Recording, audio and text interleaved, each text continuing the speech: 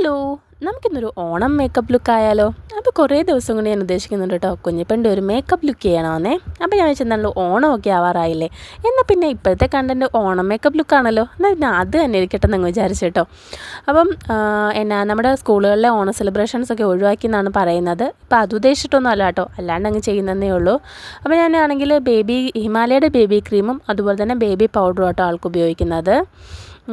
എനിക്കാണെങ്കിൽ ഇങ്ങനെ കുഞ്ഞുനാൾ തൊട്ട് മടിയിൽ കിടത്തി എഴുതി ഇപ്പോഴും എനിക്ക് മടിയിൽ കിടത്തി എഴുതുമ്പോഴാട്ടോ കൂടുതൽ കംഫർട്ട് എന്നും പറഞ്ഞ് ഞാൻ എപ്പോഴും മടിയിൽ കിടത്തിയൊന്നുമല്ല എഴുതുന്നത്, നിർത്തിയും എഴുതിക്കാറുണ്ട്, നിർത്തി ഇരുത്തിയൊക്കെ എഴുതിക്കാറുണ്ട്.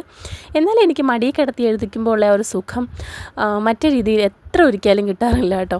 അപ്പോൾ ആദ്യം എന്താണേലും ക്രീമും പൗഡറും ഒക്കെ ഇട്ട് കൊടുത്ത് കഴിഞ്ഞിട്ട് ഐബ്രോ ഒന്ന് ഫില്ല് ചെയ്ത് കൊടുക്കുന്നുണ്ട്. ഞാൻ ആദ്യം എടുത്തത് ഡാസ്ലറിൻ്റെ നമ്മുടെ ഐബ്രോ പെൻസിലാട്ടോ, അപ്പോൾ അത് ഒടിഞ്ഞു പോയി. അപ്പോൾ ഞാൻ പിന്നെ അത് കഴിഞ്ഞിട്ട് ഐ ഷാഡോ പാലറ്റിൽ നിന്ന് ഐ ഷാഡോ പാലറ്റിൽ നിന്ന് ഒരു ബ്രൗൺ കളർ ഷെയ്ഡ് എടുത്തിട്ട് ഫില്ല് ചെയ്ത് കൊടുക്കുന്നുണ്ട്. പിന്നെ അത് കഴിഞ്ഞിട്ട് കണ്ണൊന്ന് എഴുതി കൊടുക്കുന്നുണ്ട് കേട്ടോ.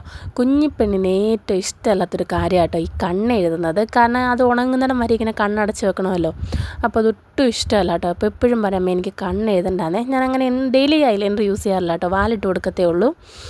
പിന്നെ നമ്മുടെ ഹിമാലയയുടെ കാജലാട്ടോ ഒക്കെ ഞാൻ ഉപയോഗിക്കുന്നത് കണ്ണിൻ്റെ താഴെ എഴുതാൻ. അപ്പോൾ ഐ മേക്കപ്പ് അത്രേ ഉള്ളൂ. ലിപ്സ്റ്റിക്ക് എടുത്താട്ടോ അതിൻ്റെ അടപ്പ് തെറിച്ച് ദൂരെ എങ്ങോ പോയി. അവൾക്ക് വേണ്ടിയിട്ട് മാത്രം കേട്ടോ ഞാൻ ഈ മാമ എർത്തിൻ്റെ ലിപ്സ്റ്റിക്ക് വാങ്ങിച്ചത്. ഷെയ്ഡ് ഏതാണെന്നൊന്നും എനിക്ക് ഓർമ്മയില്ല, മൊത്തം അങ്ങ് വെള്ളി കെട്ടുക. ഷെയ്ഡ് ഏതാണെന്നൊന്നും എനിക്ക് ഓർമ്മയില്ല കേട്ടോ. കുറേ നാളായി വാങ്ങിച്ച്, കുറേ നാളെന്ന് പറഞ്ഞാൽ ഒത്തിരി നാളായില്ല, എന്നാലും കുറച്ച് നാളായിട്ടോ വാങ്ങിച്ചിട്ട്. അവൾക്ക് മാത്രമേ യൂസ് ചെയ്യുന്നുള്ളതുകൊണ്ട് ഇപ്പോഴും നന്നായിട്ട് ഇരിപ്പുണ്ട്. പിന്നെ അത് കഴിഞ്ഞിട്ടൊരു പൊട്ട് കുത്തി കൊടുക്കുന്നുണ്ട്. പിന്നെ മുടി ഇതുപോലെ രണ്ട് സൈഡിലും പഫ് വെച്ചിട്ടാട്ടോ കെട്ടി കൊടുക്കുന്നത്.